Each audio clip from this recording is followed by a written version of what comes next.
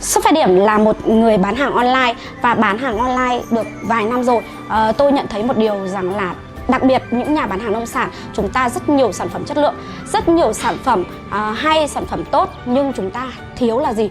Chúng ta thiếu kỹ năng bán hàng online, chúng ta thiếu những cái tập thể đi cùng với nhau, chúng ta thiếu một hệ sinh thái hỗ trợ. Và tôi đã từng loay hoay rất là lâu, loay hoay rất là nhiều trong những cái mớ bòng bong, trong những cái rối đó. Thế nên cái động lực thôi thúc tôi phải làm luôn, làm ngay. Đó chính là sáng lập lên chợ khởi nghiệp online, là một nơi để chúng tôi có cộng đồng, có những hệ sinh thái cùng nhau phát triển, cùng nhau đi bền hơn, lâu hơn và xa hơn nữa.